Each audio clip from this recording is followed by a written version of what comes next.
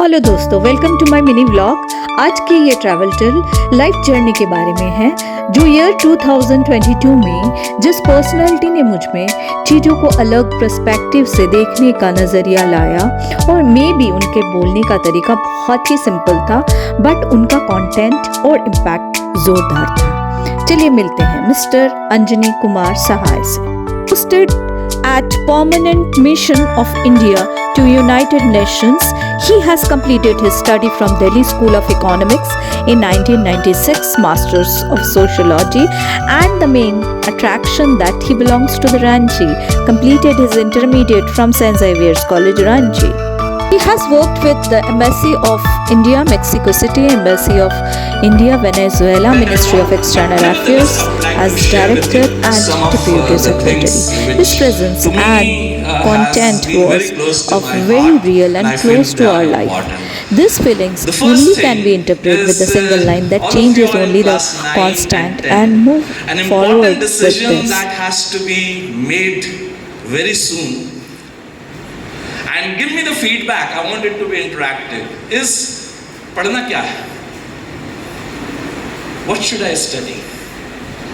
There are some people who are that fortunate that for them their work and their passion, they are married. Then it's perfectly fine. I think in the case of Dr. Rishikesh Jha, I think that is there, or at least as close as it can be. So, selected.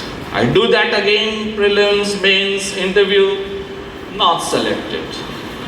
Another year has gone, you're back. Now imagine if I had given up, thinking कि अरे मेरे साथ कुछ हो रहा है, ऊपर वाला मुझे ही चुन लिया है for special treatment. Sometimes all of us think like that, no? I had the blues because I had no shoes. I had the blues because I had no shoes until upon the street I saw a person who had no feet. क्या मतलब हुआ इसका? Sometimes you feel that what's happening with you is the worst thing happening. When you see that, count your blessings. All of you are in school. Many people are not. Many are not in school. Count your blessings. You have food to eat, a house to live. So if and when you feel disheartened, count your blessings. And every one of us has large number of blessings. We close our eyes. We don't look at them. What we look at them? Oh, he is the principal. He is the doctor. He is the founder of the school. I don't have anything. Look inside. You will feel that all of us have things. This I'm saying when things are not happening the way you want it to happen. Another thing I will like to quote, again these things I read in my school days, and so many years down the line I still feel that they motivate me. Because just because you're a diplomat, you're a doctor, doesn't mean that success is guaranteed. Success is evolution. You have to prove yourself every day. He became a doctor. But had he had he been satisfied, then he would have remained stagnant. You have to evolve, reinvent yourself in accordance with time. So success is not one particular event. It's a constant thing. You have to constantly work for it. So I want to say this, answer some of your questions and at least share our perspective with you. Some related to what I have already said to you is believe in excellence. Now what does it mean? Excellence and success, does it mean that whoever you see on television every day, is that the parameter of success? No. If you will ask me, I will say no in capital letters. आप लोगों में से कितने लोगों को समोसा खाना अच्छा लगता है? How many of you love eating samosa? I'm sure most of us. Have you observed sometimes that why in your neighborhood there is one particular shop, one particular person making samosa is doing a roaring business, or one particular grocery shop is doing very well. The other shop also has the same things to offer. but maybe not many people are, flocking to that shop. If you analyze it sometimes, then you will see that that person is doing his job with utmost devotion, with passion, with sincerity, hard work, and he is courteous. He is good to people. People's skills, these are good. So you are naturally attracted to such people.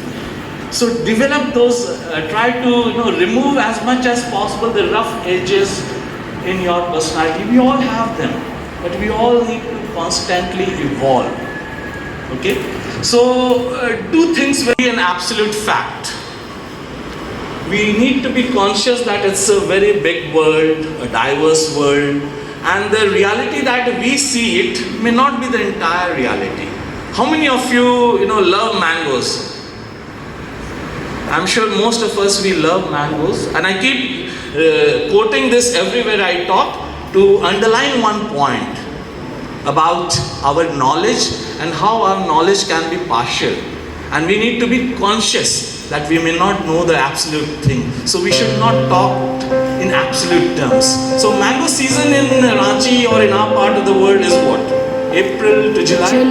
Am I correct? More or less? Yes, sir. March end. So when you are growing up, when you are talking to people, suppose you interact with people from Mexico, Venezuela, or some other country, and he or she asks you about mango, then you might say that no, mango is this, and you think that this is absolute reality. The other person might say something else. When I first went to Sri Lanka, I saw mangoes on the tree in December. Went to Mexico, I saw mangoes in several months. Went to Venezuela, it's almost like guava. High season, low season, but there are mangoes. Came to Venezuela, where I'm posted currently. So their mangoes have high season, low season. For several months there are mangoes. What am I trying to say? Don't develop stereotypes.